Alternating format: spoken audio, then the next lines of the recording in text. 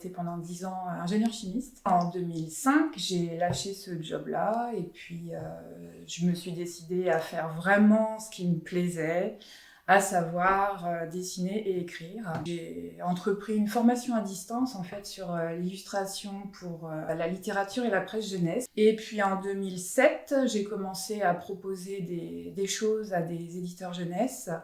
Et en 2008, j'ai eu la chance d'être publiée par une petite maison d'édition qui à l'époque était basée à Harfleur, donc pas très loin d'ici, qui s'appelle Arthur et compagnie, pour 4 albums. Le premier, c'était Un jardinier pas ordinaire.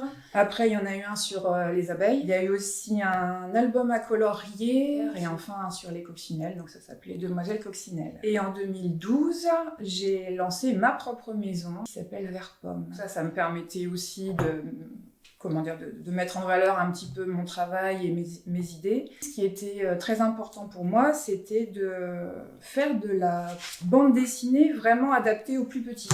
Il n'existait pas grand-chose au niveau de la littérature jeunesse pour parler de préservation de notre environnement. J'ai travaillé, donc, comme je disais tout à l'heure, dans l'industrie, une industrie assez polluante.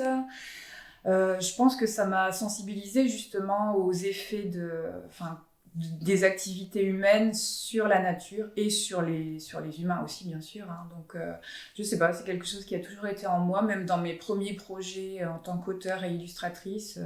Les premières histoires traitaient d'environnement et de nature.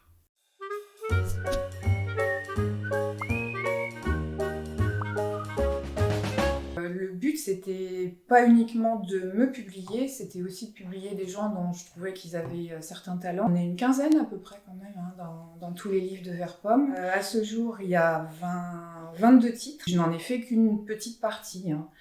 Et donc la collection de premières bandes dessinées, après, s'est vue augmenter d'une collection de romans à partir de 2016. Donc il y a 9 romans illustrés maintenant. Là, je suis descendue à la tranche d'âge un petit peu en dessous des bandes dessinées avec des petits albums. Les 2 derniers donc, sont sortis pendant le confinement. C'est Mon jardin endormi et Mon ami loup. Et là, ça s'adresse vraiment aux enfants à partir de 2-3 ans.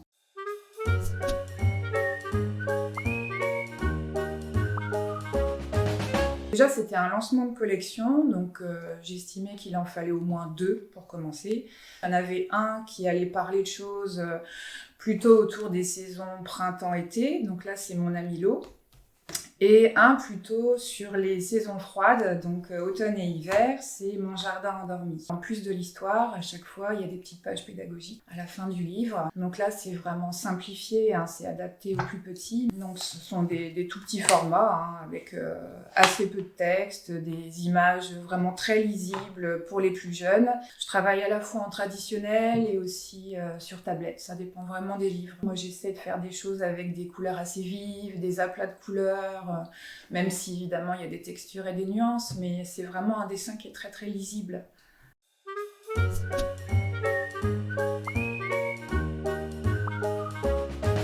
Je continue à faire la promotion des dernières nouveautés, mais j'ai quelques petites choses quand même dans les cartons. Déjà, il y a un des premiers livres que j'avais fait pour l'éditeur Arthur et compagnie qui est maintenant épuisé, et cette maison d'édition-là ne souhaite pas le republier, donc je pense que je vais le reprendre à ma charge pour Vert Pomme, peut-être en l'augmentant un petit peu, en changeant le format.